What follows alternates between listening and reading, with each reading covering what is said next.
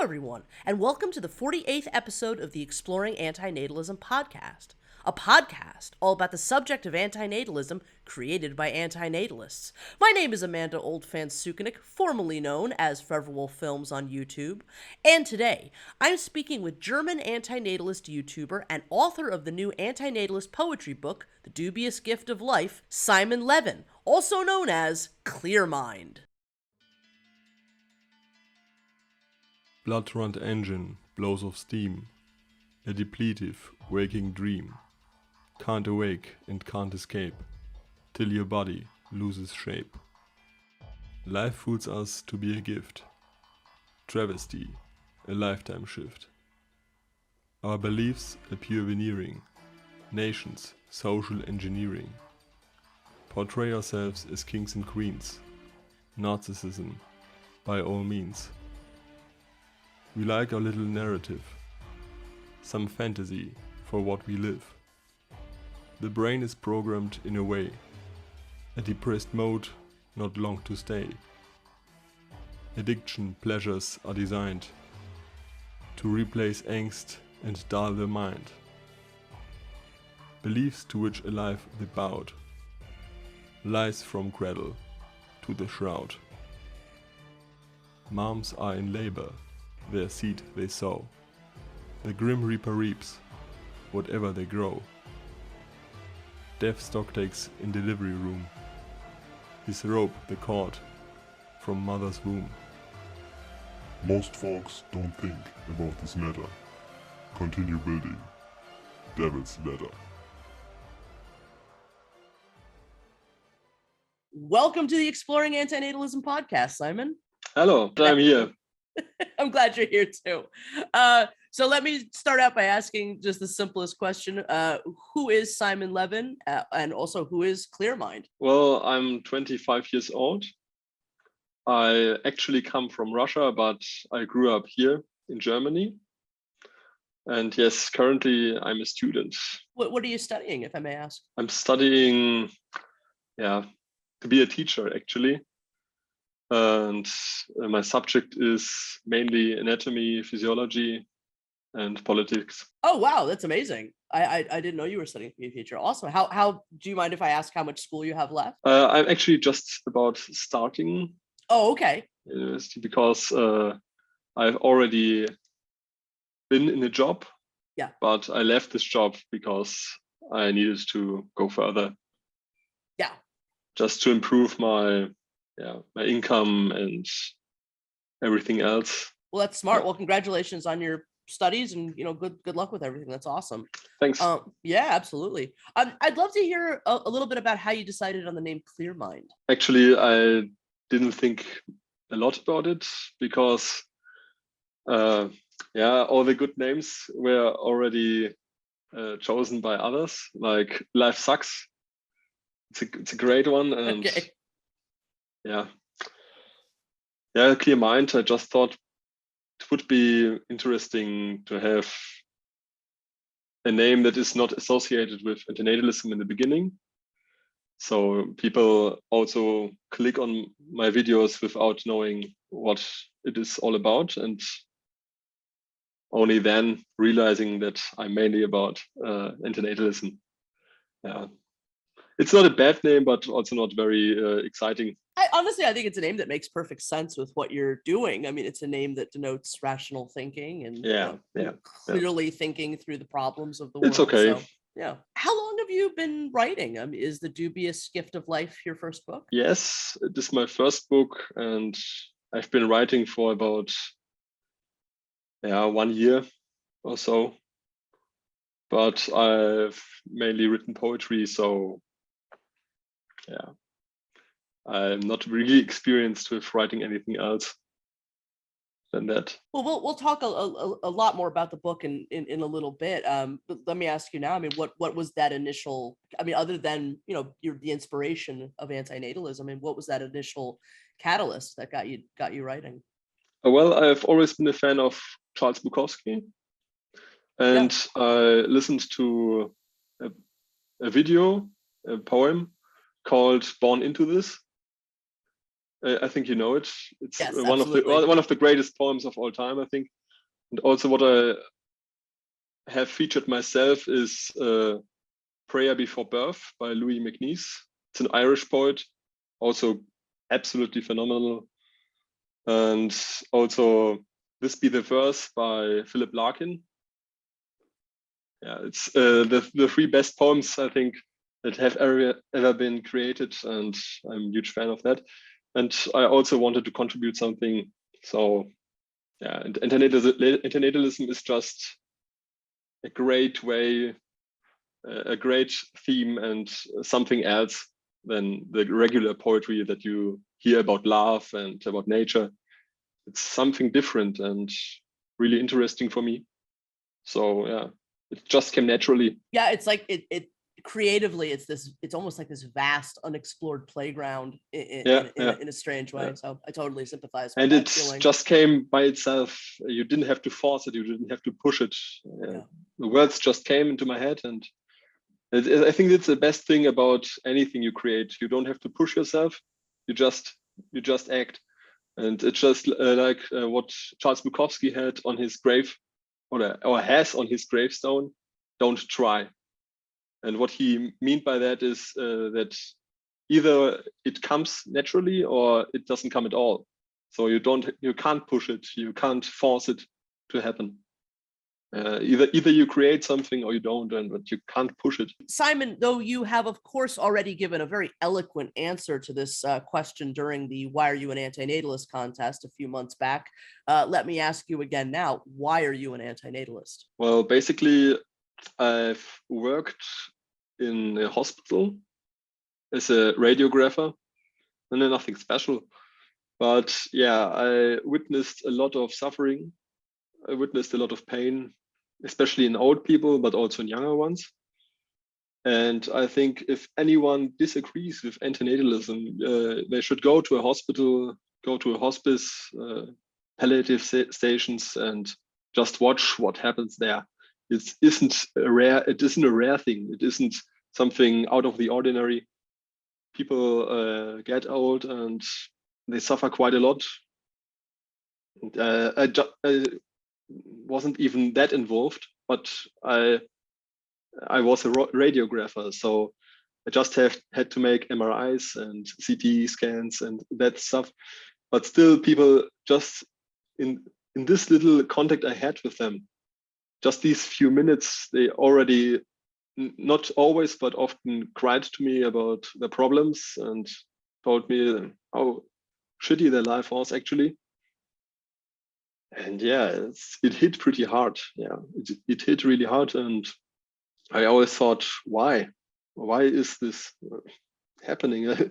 I mean, their parents, they probably didn't think about what was about to happen to their kids because they were already gone like 50 years ago. And yeah, it's awful. And people always blend out what isn't comfortable to them about life, just see the positive parts.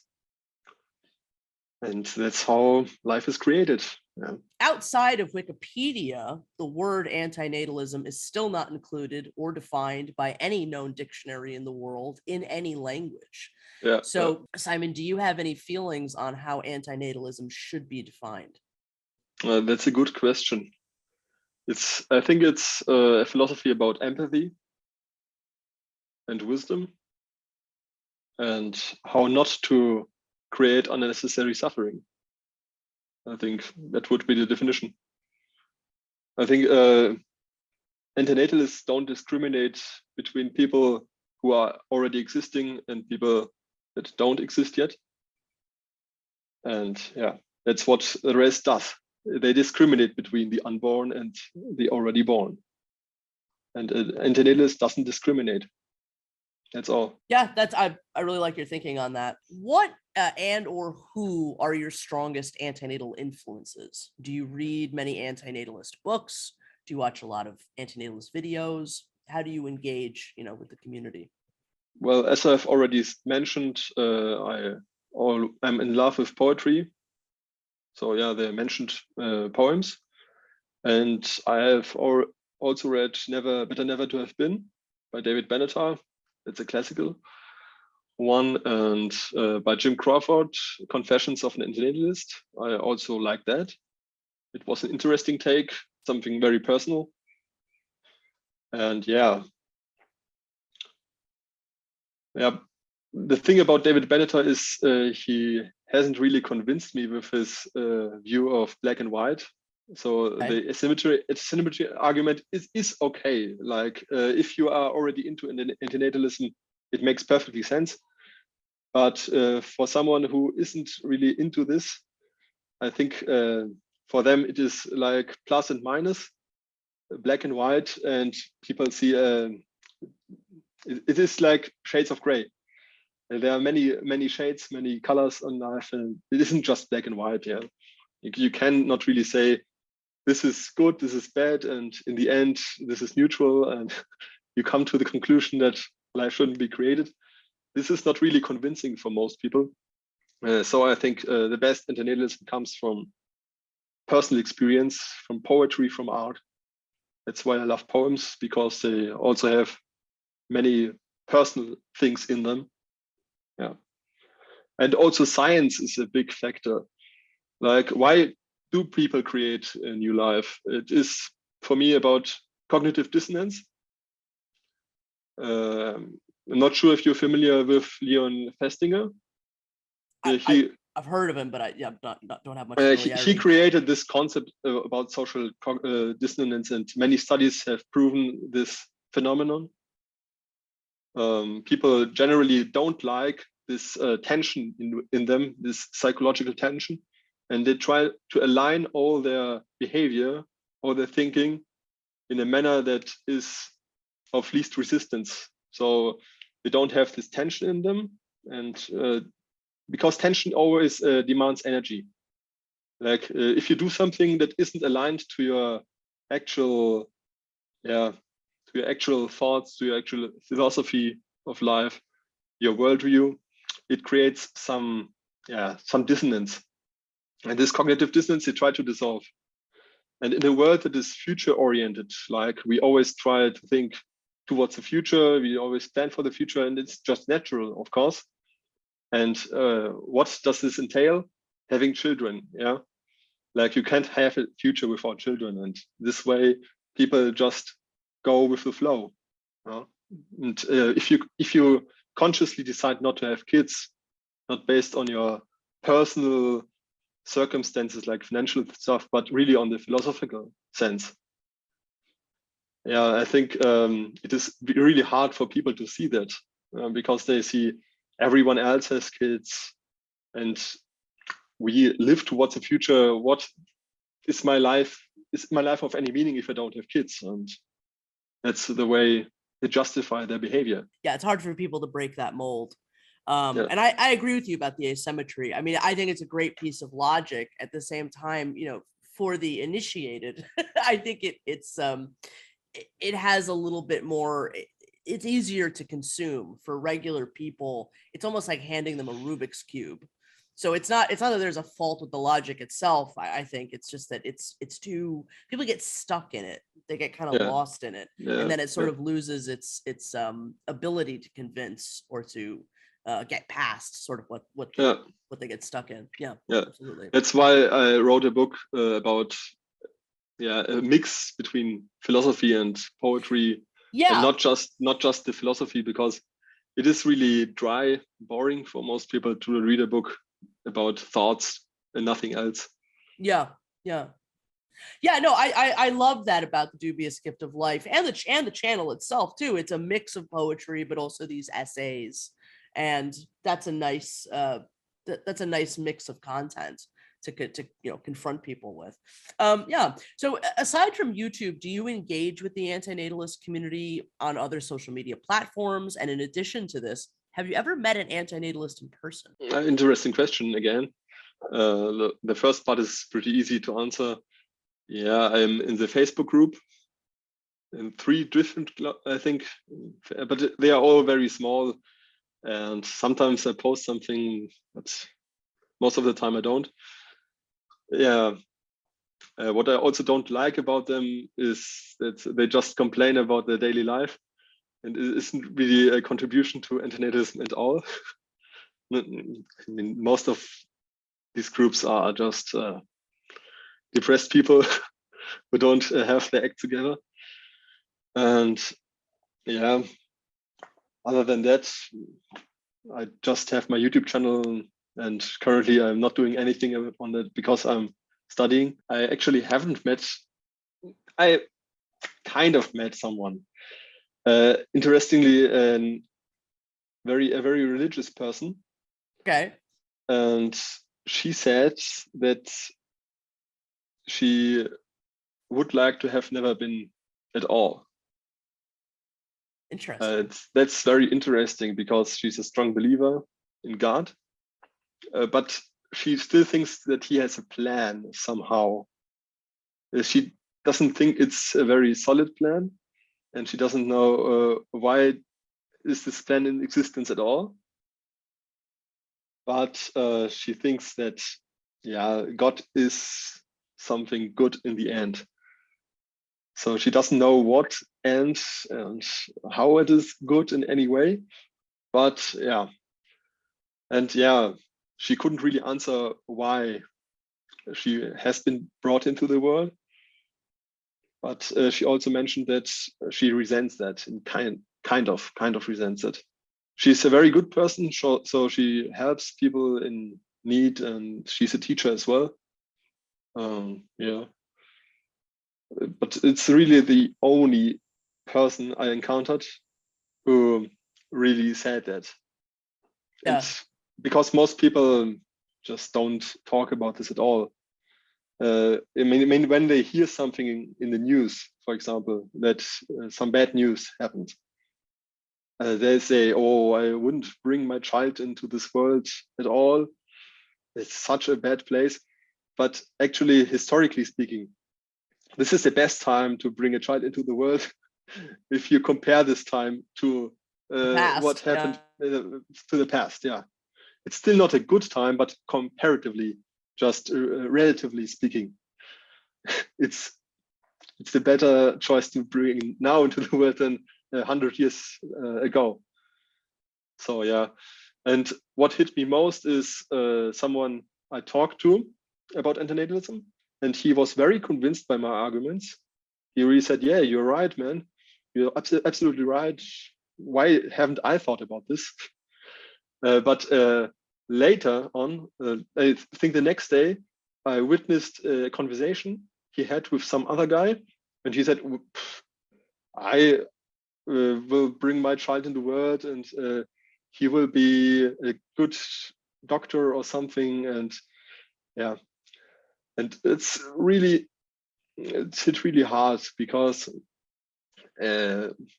just a day ago he agreed with me, and then he talked about how he will care for his child better than his dad did for him. And yeah, and that's why I'm not really that amazed anymore when people agree with me, because in the end their behavior is different from what they say.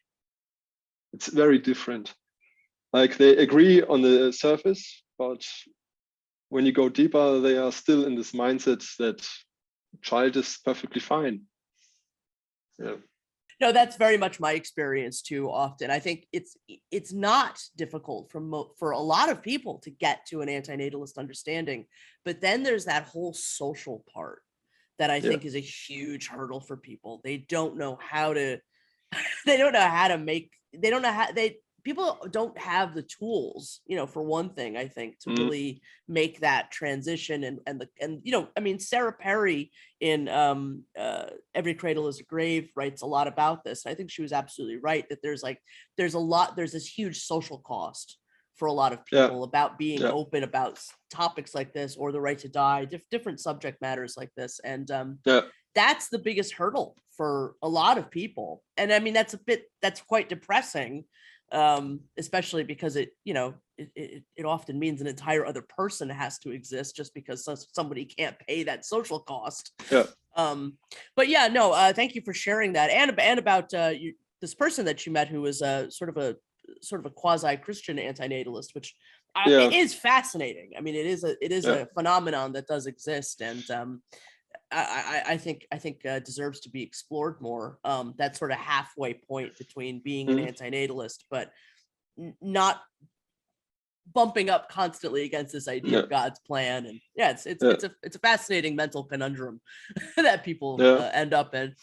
So thank you for that, Simon. The last person that I asked this question to was, of course, the great German antinatalist historian Karima Kerma, who I'm sure you're familiar with. Yes. Yeah, but a lot of time has gone by since then. So just wondering, I mean, what, if at all, do you know if it exists of like a German antinatalist community at this point, either online or in person? Do you see any of that, especially because some of your videos and some of the Dubious Gift of Life is in German?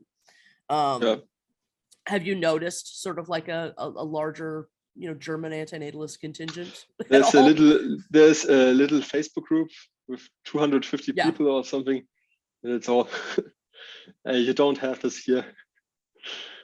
There are some books on that stuff, but no social groups or something. It's just not in the heads of people. It's not. You never know, when a community might spring up. I'm always fascinated about how it's, manifesting internationally. So, thank you for that, Simon. How does your antinatalism intersect with other social and ethical issues, such as atheism, veganism, and the right to die? Well, as I've mentioned in some of my videos, I don't believe in God. Though I think that some biblical references can be made in favor of antinatalism. Like I also did a poem on that. So yeah, there are really some phrases you can take that Jesus himself said. And as you know, Jesus didn't have any kids himself. That's a huge thing to think about. And veganism for me, I try to eat as few meat as possible, and I'm more the fish type of guy. But I'm not that good at cooking, so I have to eat something. And for me, vegan products are just so expensive, and I just don't have the money to eat vegan. It's just cheaper to buy something that entails some animal ingredients.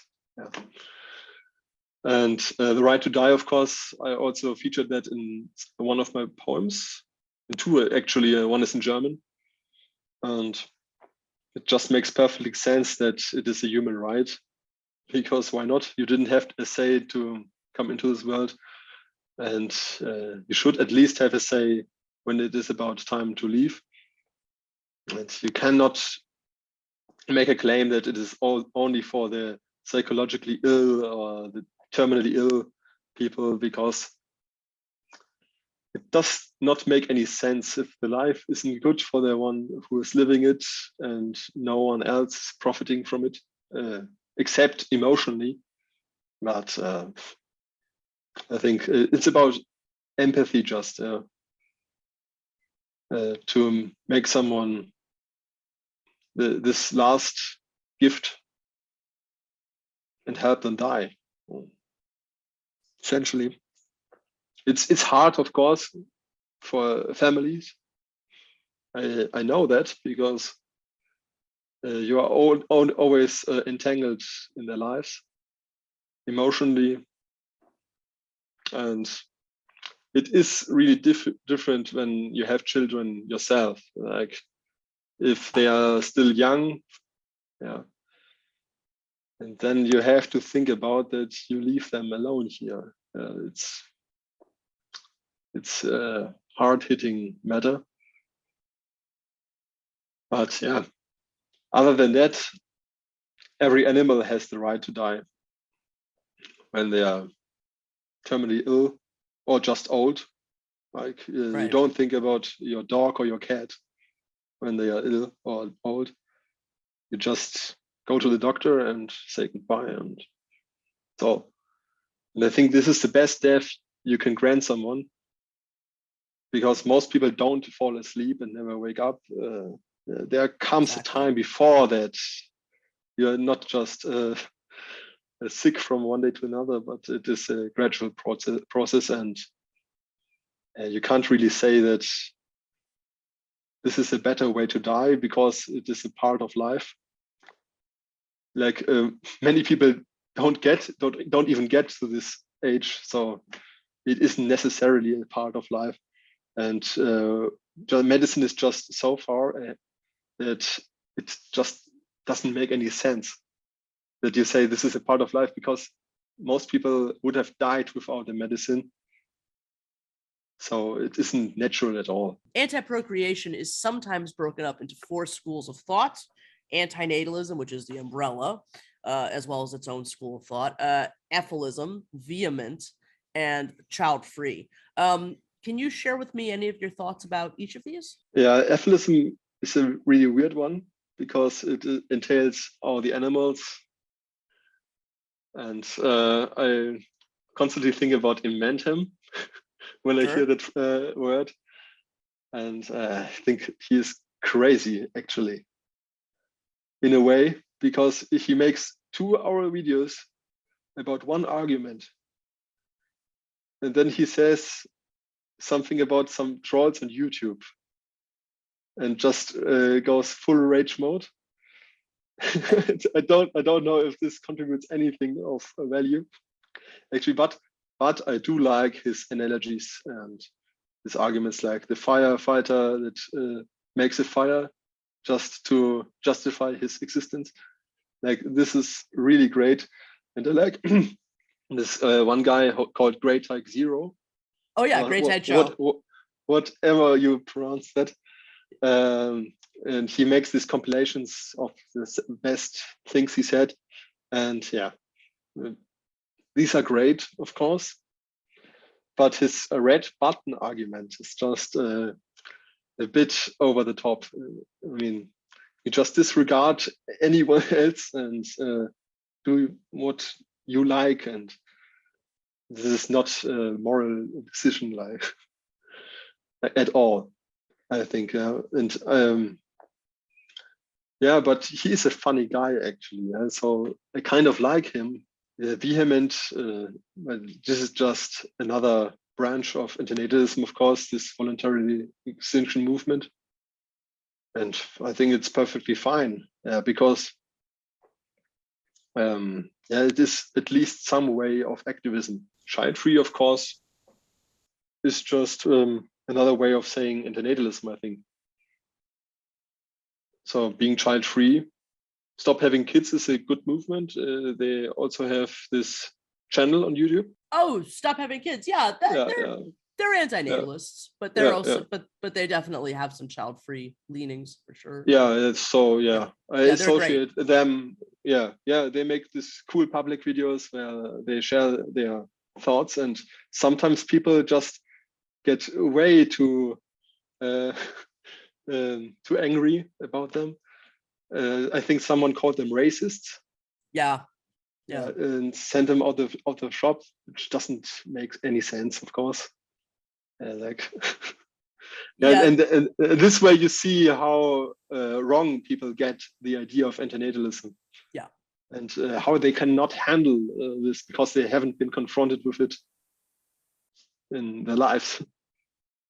Right, exactly. No, Stop Having Kids does some great work, and some of the, you know, they get a lot of positive reaction too. They do, but some of the negative reaction they get is really over the top. I did interview the founder Dietz on this show in an earlier episode. It's fascinating work that they're doing for sure.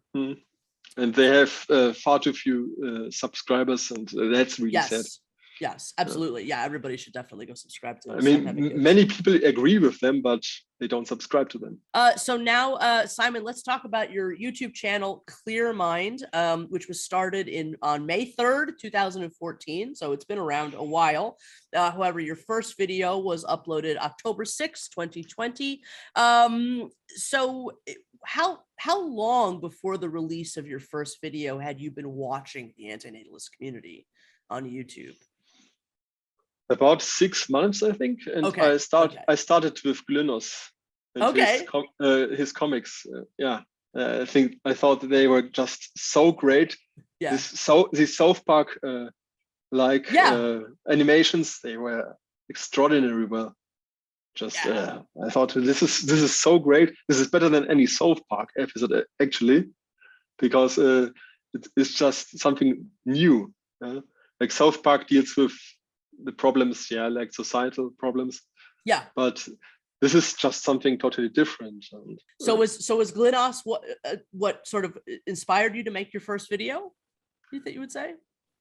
Kind of. My first video were about some poems in German, actually. Yeah. And this I took from Heinrich Heine. You know him? Okay. I don't believe so. No. He said in one of his poems, morphine, sleep is good, death is better, the best is never to have been. Okay. And I liked him as a poet, and I decided to make some German videos. And then I discovered English poems like Philip Larkin's This Be the Verse, and that way I started. Okay, excellent. And also one of Flyora, I think. Oh yeah. One video, she also featured a poem. It's not by her, but I don't remember the name of the poet. I don't remember it either. She had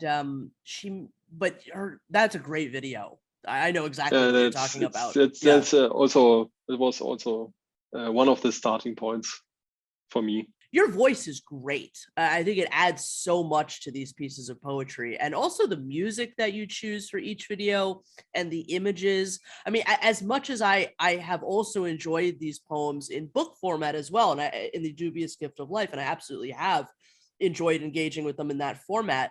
The full production in the video format, I think, is really something special. It's very powerful. Can you tell me something about your process of selecting all of the elements for each of these videos, the music, the images? Everything seems very thought out. It'd be interesting to get a window into your It's actually planning. not. Okay. It's actually not thought out.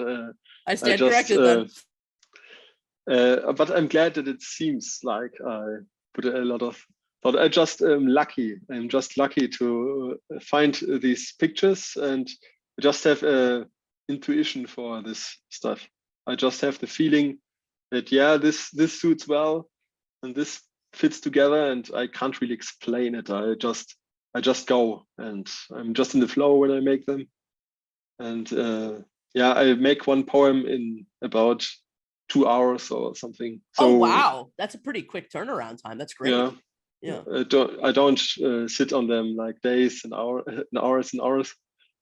No, I just make them, and then I search on Google mainly, sometimes on Pinterest for antinatalism or like child tree or some other stuff, and then I find them pretty quickly. And the music, I just search what I like. I like a lot of sad music, so I have a library. Like I saved a lot of files, and then I search out from them, and I think they just fit, and I do them. It's not really difficult to make them, because I use this one program, Filmora, and it's really convenient. Yeah, Filmora is great. So when you say 2 hours, does that include the writing time for the poem itself, and just it includes everything. Wow. Okay. Uh, That's pretty efficient. That's great. Very cool. Okay, so your channel absolutely specializes in antinatalist poetry. However, there are other types of videos on there as yeah. well. Yes, yes. Some comedic videos. The Who Wants to Be a Millionaire, the Antinatalism edition. Yeah. And actually, I don't know if you know this, but there actually was a Canadian episode of Who Wants to Be a Millionaire where antinatalism was mentioned. Really? Yeah, in real life. It's pretty funny. I had it on Forever Wolf Films, but it's gone now, unfortunately. There's also video essays on your channel, and even a few examples of your poetry being put to, a beat and turned into like a rap of sorts, kind of. Yes, that didn't go so well as I thought. I don't have. Yeah, I don't have the timing. I don't have the rhythm, but I just tried. Do my best. Is that something that you have an interest in pursuing further later on, though? Maybe collaborating with somebody who could turn these into raps? I wish I could contact Mistro. Like I was about to say, you did a video with him. Lullaby, I think. Yeah, 3 videos. Three. Yes, and I like them all. They are great. He's a great rapper. Yeah. And I'm so great I found him just coincidentally. And like most of the stuff I found coincidentally. Your channel I only found by coincidence, yes. Yeah. Really. And yeah, I wish I could contact him. Yeah. But I think he said something in one of his video descriptions that he has left Antinatalism rap. I don't know why, but I don't know why either. I mean, he's kind of left music publicly entirely, so he's completely MIA. Nobody can contact him, unfortunately. I miss him dearly. But some of your use of language reminds me of his writing a little bit. Yes, and honestly, I forgot to mention that I also was inspired by him in a way. Oh, okay, yeah, I can hear it for sure. Like Lullaby. Yeah. Excellent. Yeah, well, if he was still around, I think you two would have made a great collab for sure. Yeah. This is more a comment than a question. So your second video, which was your first video in English, incidentally, is entitled "Make Art, Not People," which I think is just a fabulous, very smart slogan of sorts that you should put on a t-shirt or something. It's just perfect. It's very close to the core of my own personal belief as an antinatalist artist, and so it's just nice to see that encapsulated in a simple but very meaningful phrase. I do believe you were the one that coined this, and I certainly congratulate you for that. Also, incidentally, the image you used must have been drawn by a very cool person. What is your familiarity with other antinatalist poets? I personally know of only a few examples. There's Alberto Gutt, who I only really know in passing. He has a YouTube channel, but he only really comments. There's actually one other book, at least, called Saranch, the Dark One. I'm probably saying that wrong. It's by an author called Vandana Gupta. Teoran is also like, I don't know if anybody considers Teoran a poet. I mean, they're aphorisms. I don't know technically if that's the same thing. And there's also Almari. Yeah. And there's also Abdullah the Arabic poem. Yeah. Yeah. So certainly poetry is a piece of antinatalism's history. Yeah. So what do you think of all these older, antinatalist poets? I also recited Almari in one of my videos, and I think for his time he did really great. Yeah, in this manner, and considering that he was a blind man, like most of his time, from an age of 4 years, he spent clearly most of his time blind. And it's really quite a feature that he was remembered like to this day. And I think he's really great. He's also about veganism, and he just was an exceptional man for a time where religions really were on the front of everyday life. Like it's really special that he was revered that much. He was really an admired person, even though he criticized religion, which is kind of strange. In Arabic countries, especially back then, it was quite an outrageous thing, and I didn't understand how he could be this popular in a time where everyone else was slaughtered just for questioning God. I didn't find out about, I just read the Wikipedia article basically. And yeah, he was great. Teoran, he clearly suffered from depression. Like this is obvious, but he still made it to an age of 84 years or something. And that, and yeah, he talked a lot about suicide, but never committed or never tried, at least not reportedly. And he always kept his good cheers. Like this is really controversial. And yeah, I didn't really enjoy his work, I must say. They are all the same, basically. Like if you have read one of his books, you have read them all. Like the trouble of coming into existence, or the trouble with being born is his main work. But I couldn't get much from it because it is just repetitive, really repetitive.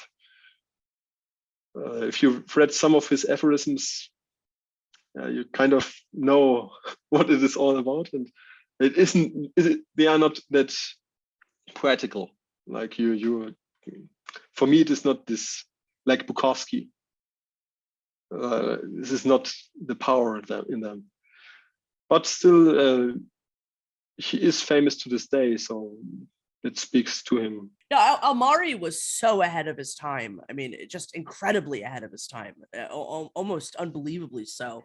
And I agree with you about Teoran. I mean, it's great writing. I love aphoristic kind of writing. I love quippy kind of one-liner kind of writing.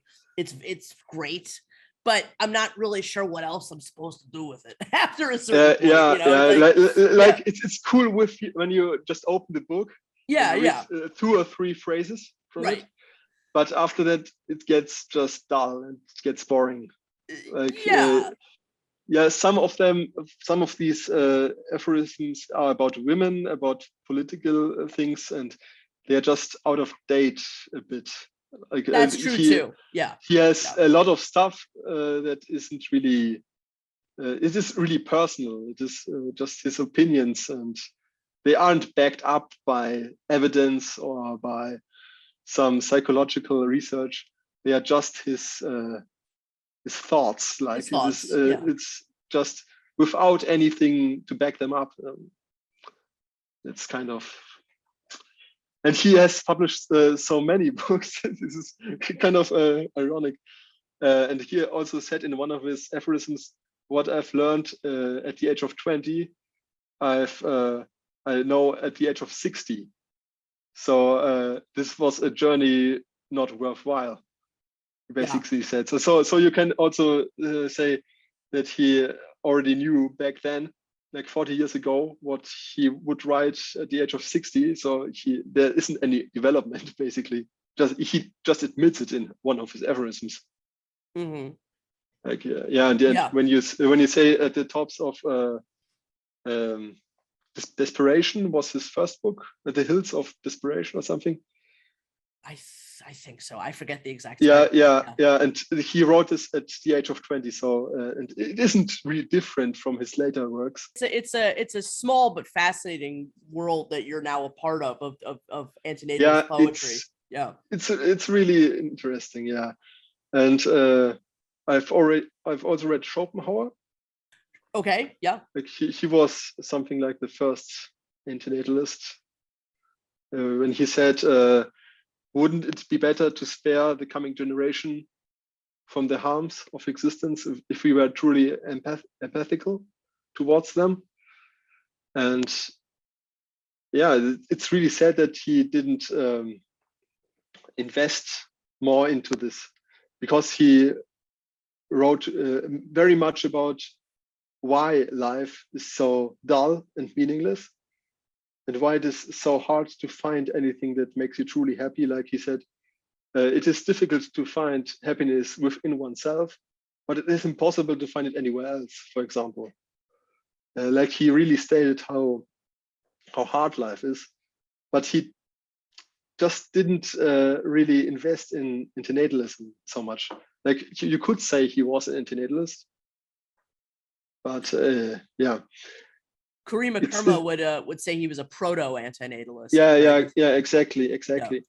And he had such a strong prose. He had such a strong writing style. Yeah, he could be one of the greatest antinatalists of all time.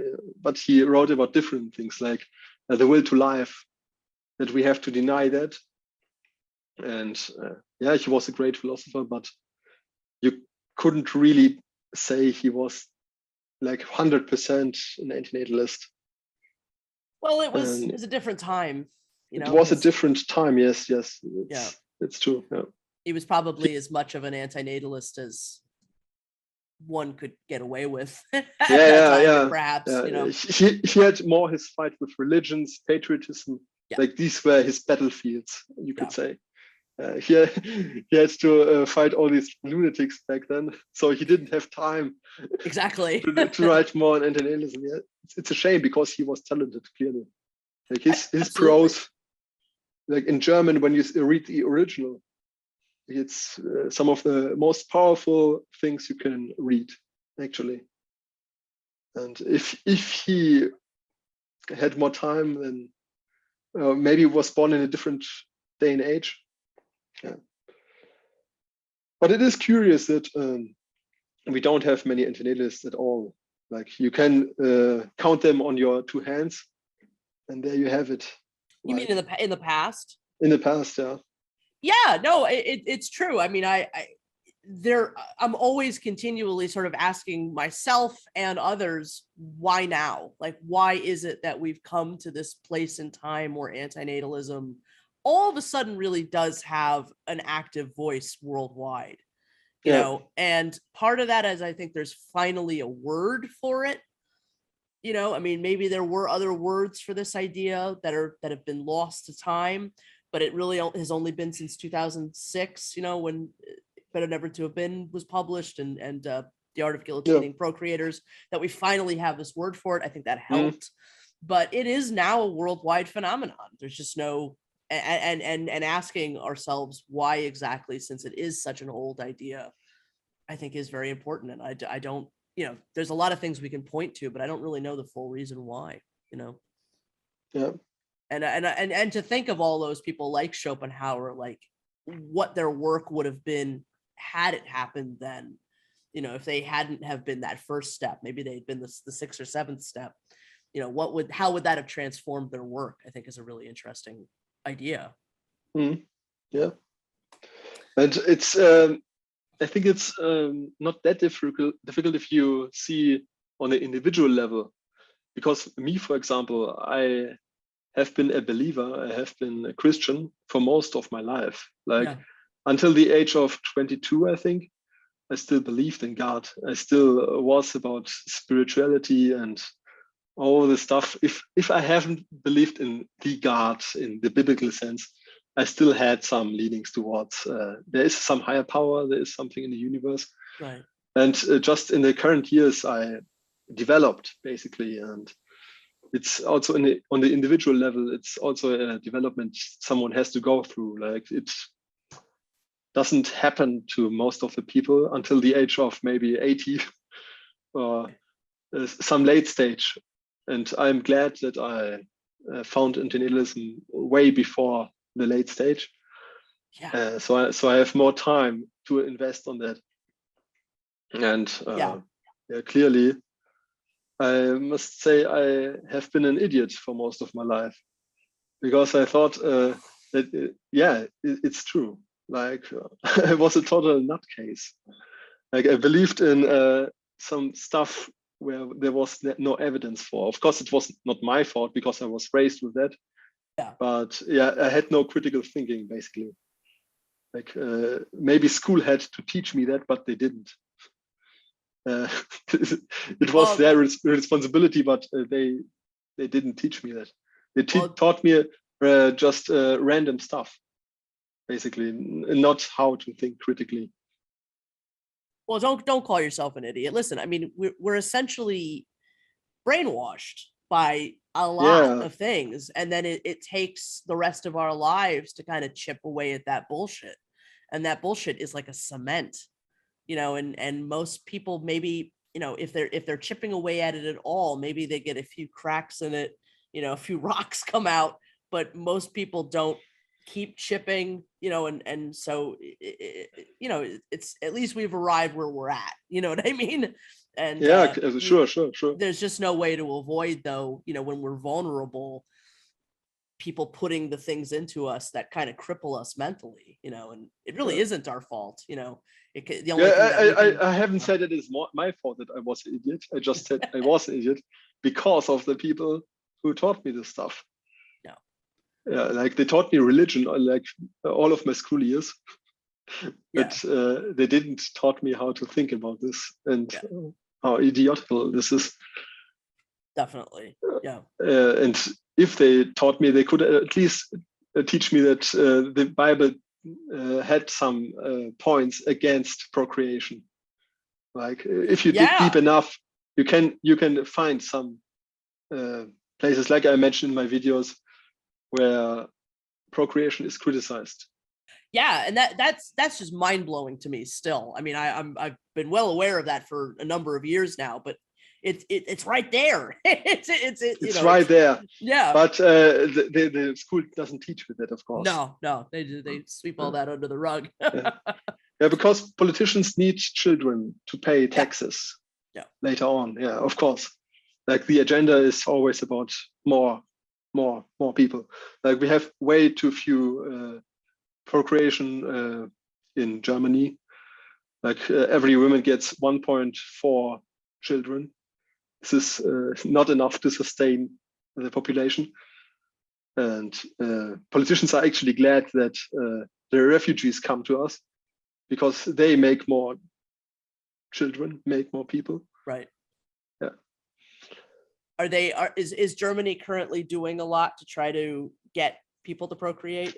Are there programs in place right now to try to encourage people, or not so much? Like the taxes are encouraging people a bit. Like if you are a single man, for example, you pay more taxes than someone who has children, of course, and you get like money for each child you have. Okay. And you get subsequently more money for each additional child you have. Like when you have 2 children, you get again some extra money, and 3. It just is exponentially rising. Like the more children you have, the more extra money you get. Yeah. It's similar to like what Greece is doing and Hungary. Yeah. It's just motivates people to have more children who shouldn't have them. Exactly. Like, people with very bad social backgrounds, where they have no money and just get children to have some extra. Incentivizing natalism where it has no business being incentivized. Exactly.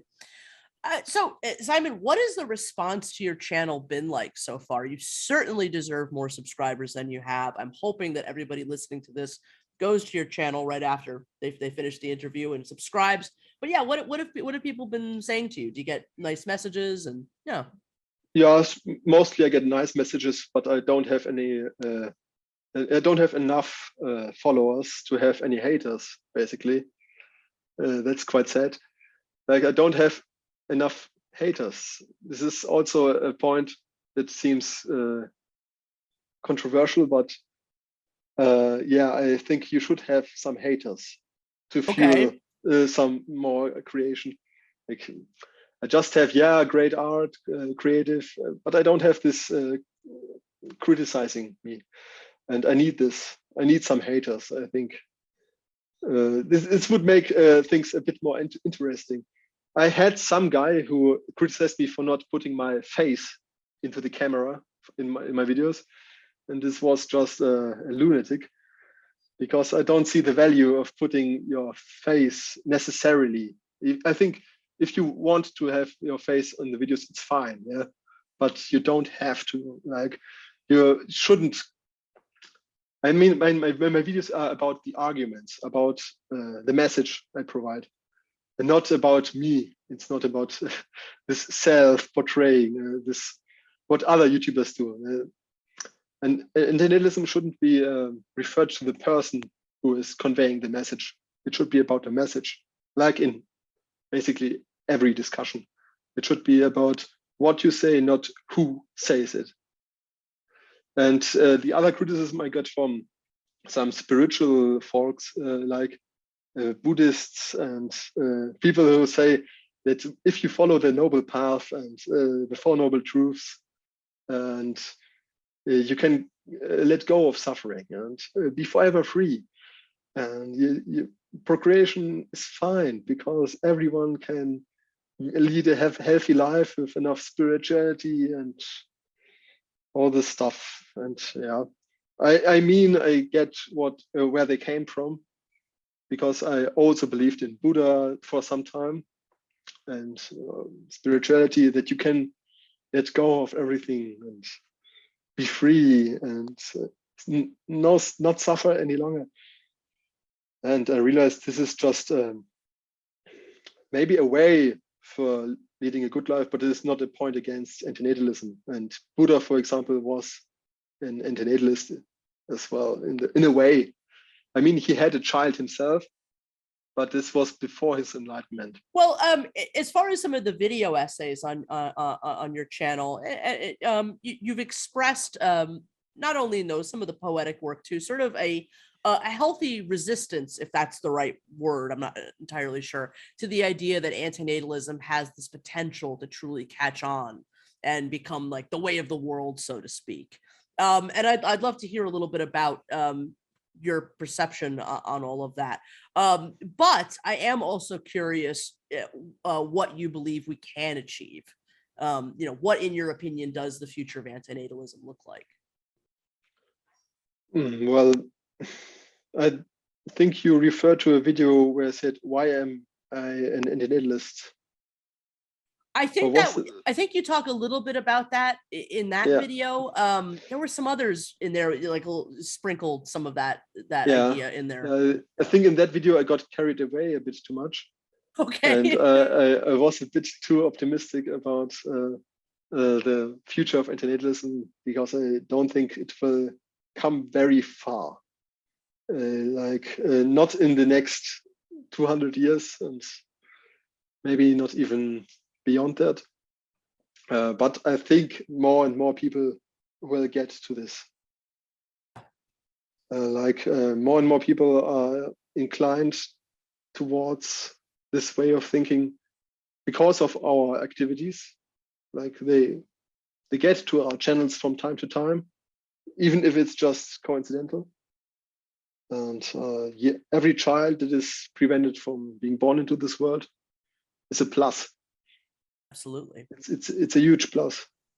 There's nothing more valuable than that. You can not achieve, you cannot wish for anymore. And people will always, because of the cognitive dissonance I mentioned before, they will always try to live a life that is of least resistance.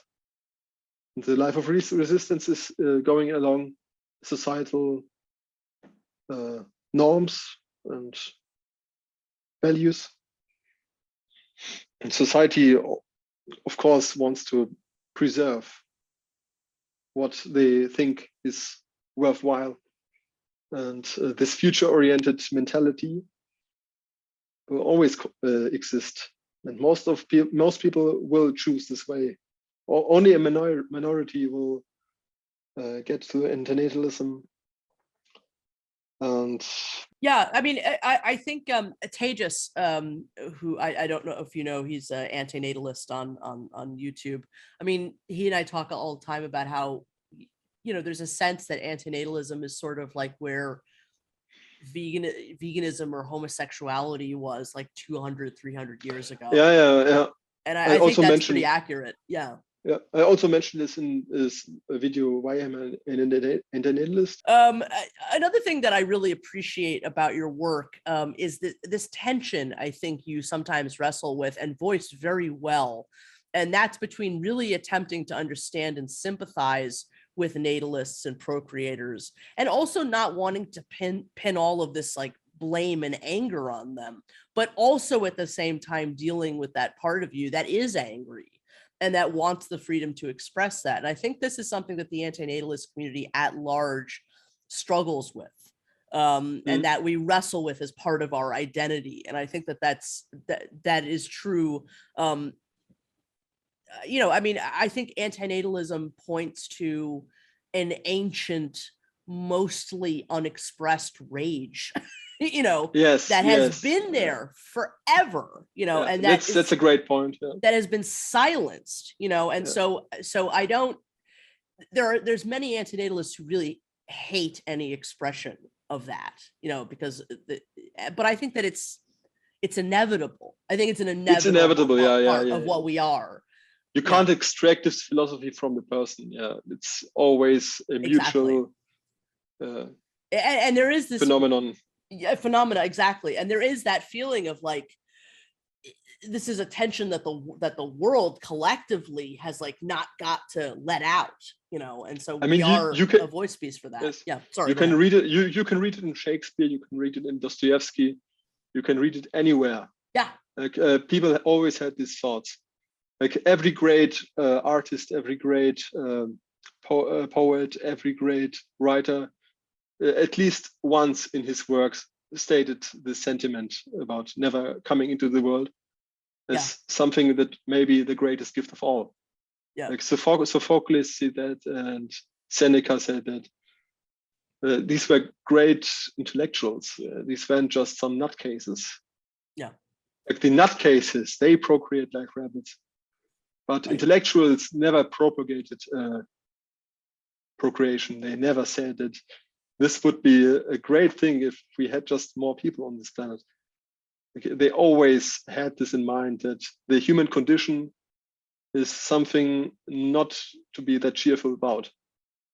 Like everything we can enjoy, everything is great about life is just a distraction, basically. And you can clearly see that in today's world. Like everything people are cheerful about, like TikTok and Netflix and all this stuff, this is actually a distraction from life itself. And what Mark Zuckerberg tries to do with his metaverse or any other reality that might be created in the future, this is all just trying to evacuate us from what is actually life. Right? They want to make this perfect experience machine, like in the Matrix. This is a very famous movie where you have to choose between the blue and the red pill. And I get where the guy is coming from who chooses the blue pill. He wants to be plugged to this experience machine because he sees that life isn't really that great, and he rather wants to have this perfect state, even though he knows that it is a fake. And this human condition is just something you cannot deny. Like if you have some level of sense, you know that the hedonistic treadmill isn't something worth pursuing. Like you can say anything about life, but it is about struggle. It is about trying to achieve something. And every great art, every great poetry comes from some feelings that are not positive, that struggle with the human condition, that they don't come from joy. They come from some inner pain, clearly. Like Charles Bukowski, he had a disaster of life, basically 35 years in some bullshit jobs. He spent most of his time as a slave, but out of this came the most perfect poetry, the best books, and not from the billionaire who lives on a tropical island and sips his cocktails. So like this guy hasn't provided anything, basically, and this is life. Like, and the best parts come from pain. Yeah. But is this pain worth creating? This is the thought of the antinatalist. And if you think rationally about this, no, it's not. Because there's nothing in this world that needs us. The world doesn't need us. Right. We need the world. And that's it. Yeah, very well said. Very well said. Well, I want to point out some of my favorites from the channel. The Last Generation, I think, is an amazing poem. The Devil's Ladder, I think, is also amazing. That image of the DNA strand as a ladder is just brilliant. Masks on Truth's Face, another absolutely fantastic one. But I'd love to just talk a little bit about the book now, The Dubious Gift of Life. How long did it take to complete this? I mean, at what point from, creating the YouTube channel? I mean, when you created the YouTube channel, did you always have the intention of eventually compiling him into a book? Or was it based on response that you were getting to the channel itself that made you decide that? It was a response. It was under one of my videos, someone who said, yeah, it would be great if you could make a book about this. I would buy it instantly. And I decided, yeah, why not? Because I have all this stuff already. And all I need is just to put something around this, like a frame, like some explanation to the video, to the poems. Like something, some explanation why I wrote that and what do I mean by this? Because some of the poems need some explanation, I think. And yeah, it didn't take very long. It took about 2 months, I thought. Amazing. Yeah. Amazing. And did you design the front cover as well? Yes, I designed it. Well, it's just really like it's just like a circuit, like an electrical circuit. Yeah. That is just like a switch. Like it's interrupted in the middle by antinatalism, by the A. It's a fascinating take on the Ouroboros, but very much your own. So yeah, I really like it. Another great slogan from you can be found in this book: "Keep reading, not breeding." Again, another great T-shirt. I highly encourage you. Yeah. I could make some merchandise. I mean, whatever can be said about Teoran's aphorisms, those one-liner kind of style of writing, it's just fantastic. And I think you really have a talent for that. So yeah, I highly encourage you to do that. What's the response to the book been so far? Positive. Good. As I said, I don't have a lot of haters. I think one bad review I have on Amazon, like a 1-star review from someone who's just a hater. And he wrote like a page-long review about how he resents that and how he loves antinatalism and my criticism on patriotism, and that patriotism is great and we should make more children. Like, he doesn't even once say why he thinks patriotism or antinatalism is bad, and but he just rants about it. And I already reported him on Amazon. Good. But the review isn't away from my book. It is there to stay, I think, because Amazon will not do anything about this. It's like a review that doesn't even really address your work, in other words. It's just hate. He also published this review under your book, this history of antinatalism, I think. Oh yeah. Oh, it's on my book. It's Katerina Lochmoniva. Yeah. But you also made some contribution to this book, or you are mentioned in this book.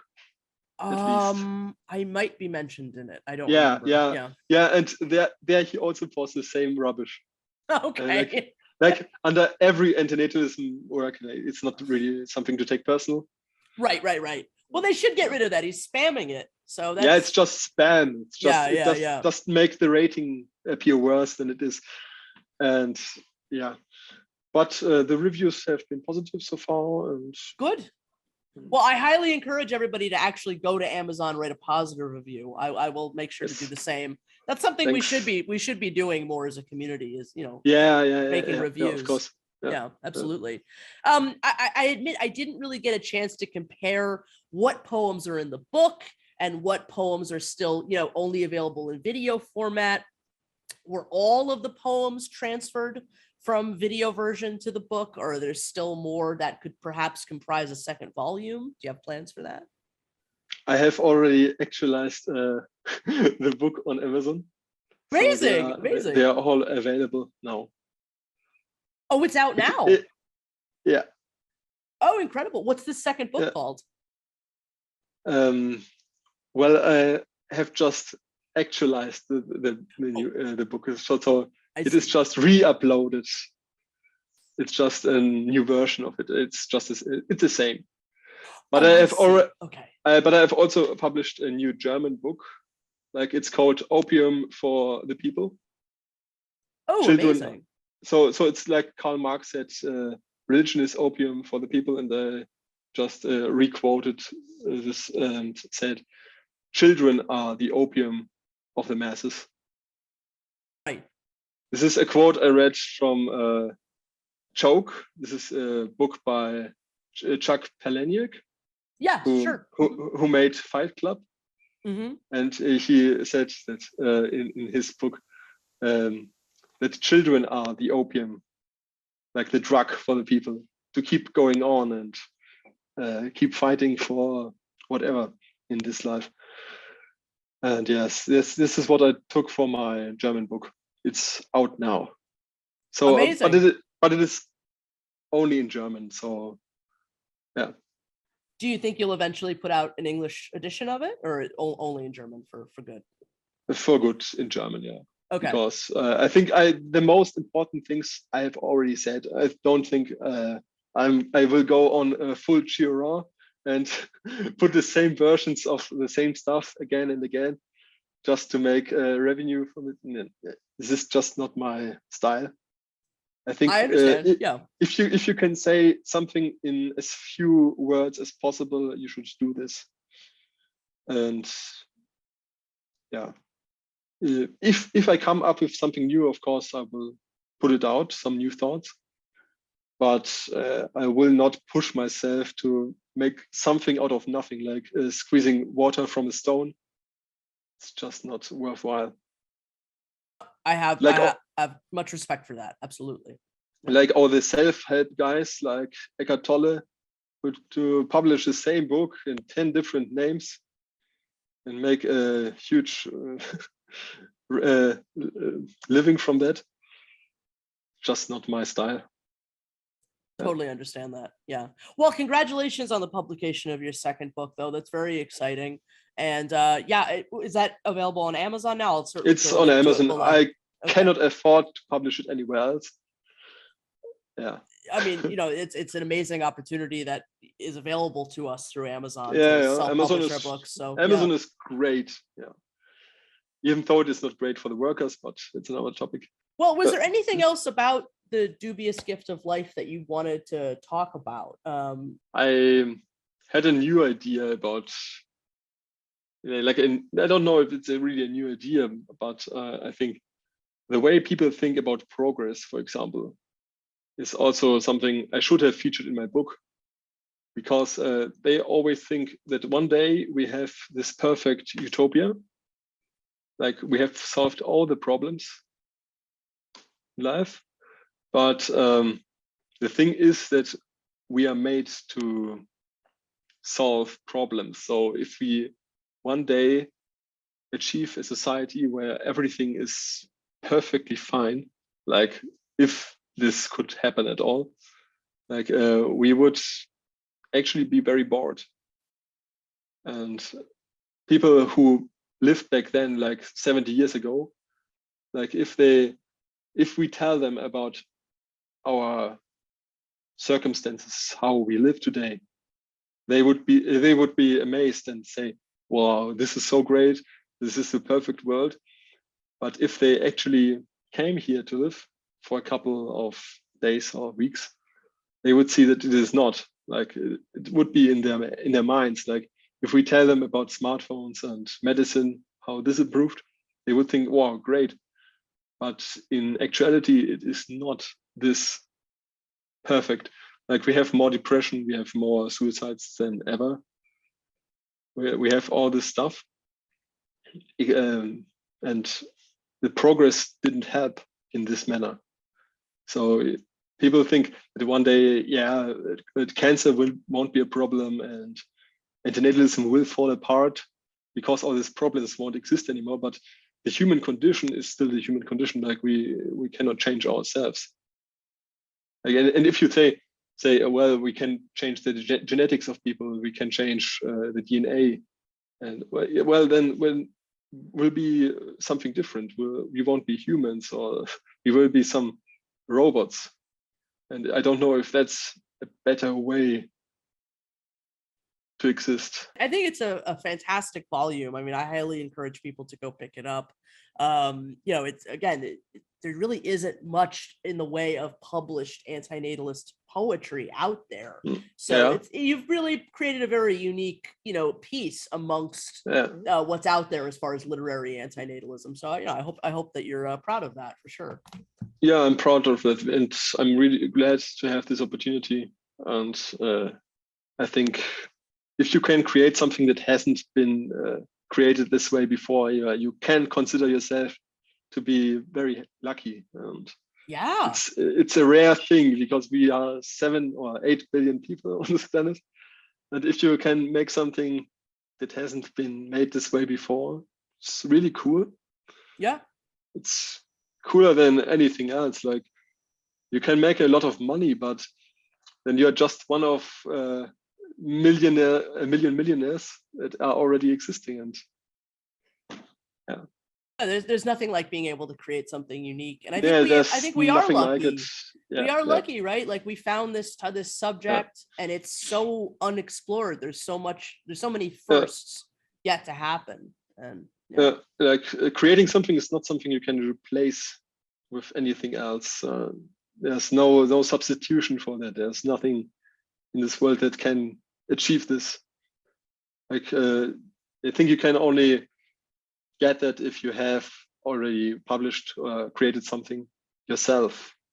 I think there's no other way to feel this, to really get this. That's where the true riches are. What do you think of the antinatalist community as it exists today?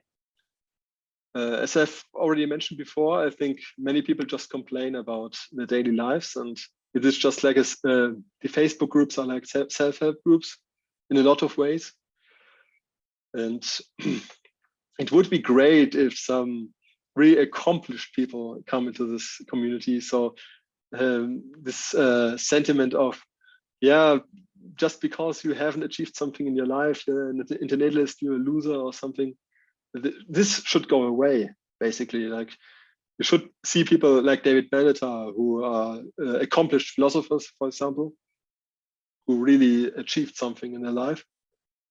And so you cannot criticize the people who express these ideas. Well, I think you shouldn't do this anyway. Like you should always criticize the philosophy and not the people who tell you about this philosophy. But I think this needs to change, and the community is pretty homogenic. I think it's hard to say because I don't know them in person, but from what I see mostly on the channel, on the Facebook groups, I can't say that this is really helpful. But I do like the activists, like Stop Having Kids. They're doing great. They do something, actually. It's cool. I wish I had something like this in Germany. I would go to this demonstrations and I would participate in this, of course. Well, maybe you should start a German division of Stop Having Kids. They're very open to that. Yeah. I'm just thinking about, sort of unpacking the idea of, poetry as a tool for antinatalists. I mean, what do you think poetry allows us to express about this idea that philosophy, doesn't, or even essay writing? I mean, there is another war within antinatalism of, remove everything that is emotionalism, remove everything that isn't philosophy. But then there's that pushback of like, no, we're also artists, and the emotional side of things, the personal stories, all of that side is important to the understanding of that. And I think, like, you would agree, art gives us I don't remember who originally said this. It's a quote from somebody, but that art gives us that ability to say out loud what nothing, the way that nothing else does. But yeah, I just am curious as to your thoughts of the unique tool that poetry gives to the antinatalist. So you already answered this question basically, Okay. because in a way you answered it, because it gives some new tool to address this problem, and poetry does something that no prose can do. So it can really condense things. It can really summarize the most basic ideas and put them out in an interesting way.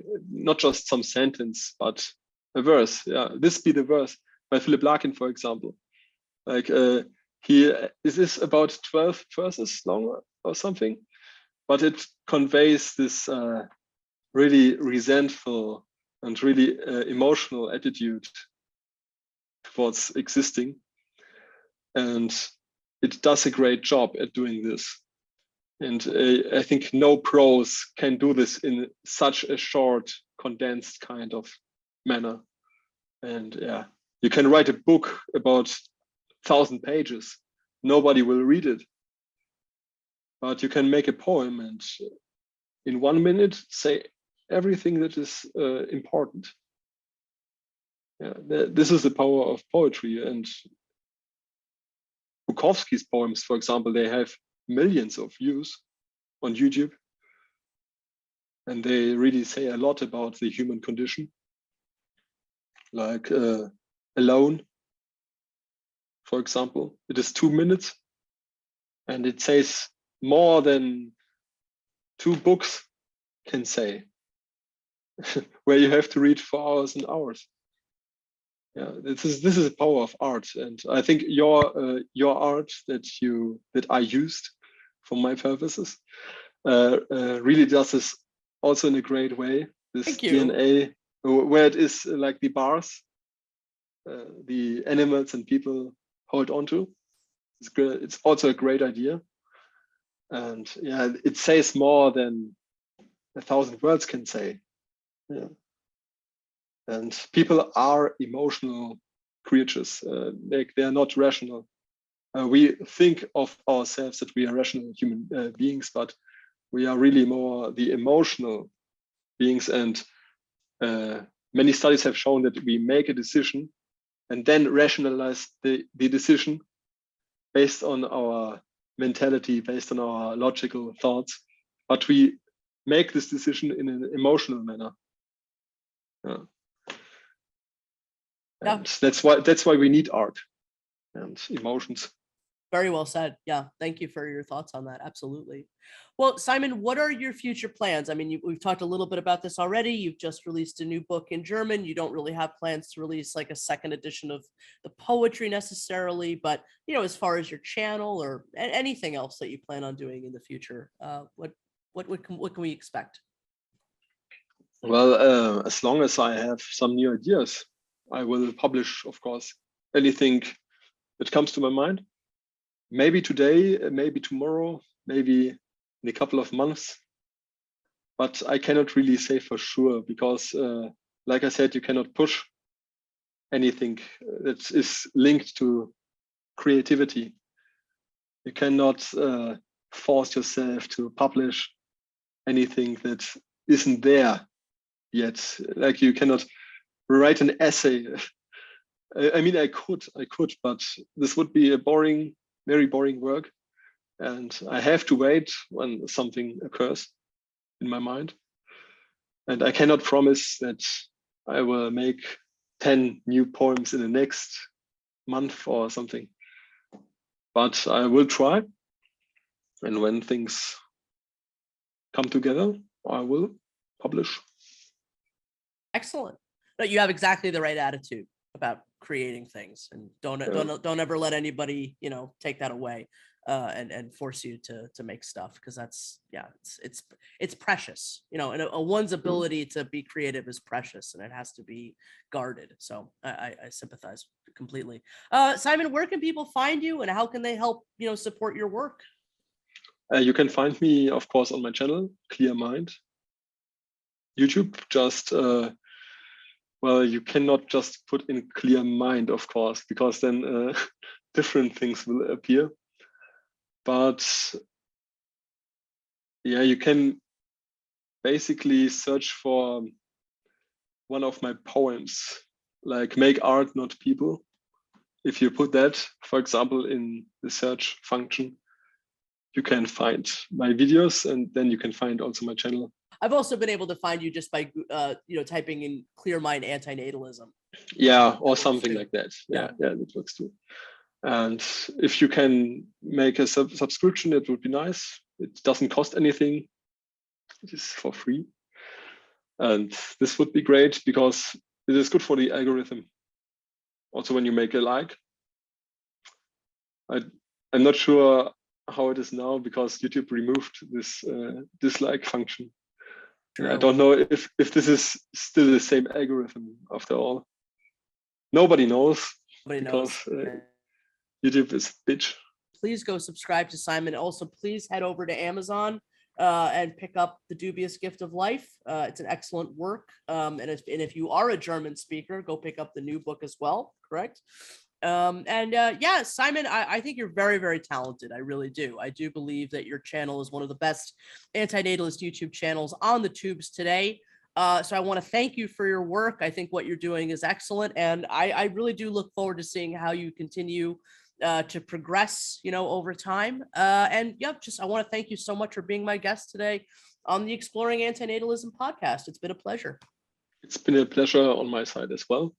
Make sure to subscribe to Clear Mind on YouTube, and you can find The Dubious Gift of Life as well as his new German book on Amazon. Links below. The Anti-Natalist Film Festival is finally here. Anti-Natalism International is proud to present to you some of the very finest cinematic work of the antinatal world. The Anti-Natalist Film Festival. Premiering December 1st, 2021, the Antinatalist Film Festival runs through December 31st. To watch the full event video, please follow the link below to the Antinatalism International YouTube channel. You can also see the event and all participating films on the Antinatalism International website. January 2nd, we will also be having an awards ceremony, and if you would perhaps like to vote for which film you think should win second place, please vote in the Google Doc below. Thank you to all of our talented filmmakers for making this first year of the Antinatalist Film Festival so amazing. News regarding the Antinatalist Film Festival 2022 edition coming soon. Thank you for listening to the Exploring Antinatalism Podcast. This has been Amanda Oldphan Sukenick and Mark J. Maharaj. You can find us on the YouTube channels Antinatal Wolf and Question Mark, respectively. Keep up with my daily antinatalist news updates at Antinatal News on Twitter. Please follow the podcast on Facebook, Twitter, Instagram, and YouTube, and listen to us on Apple Podcasts, Google Podcasts, Buzzsprout, Stitcher, SoundCloud, Amazon.com, RSS feed, and so many other platforms. You can email us at exploringantinatalism@gmail.com. Our website, www.exploringantinatalism.com, was designed by the amazing Visions Noirs. Please visit him at www.bionoir.com as well as Instagram. Logo art by the wonderful LifeSucks. Please subscribe to him on YouTube, and if you would perhaps like to purchase some of his merch, go visit his Etsy page at www.etsy.com/shop/LifeSucks Publishing. Music by the incredible I Doubt It. Subscribe to him on YouTube and check out our collaborative project together with our friend EFIL WV, The Right to No Longer Exist, A Right to Die podcast. All the best, and bye for now.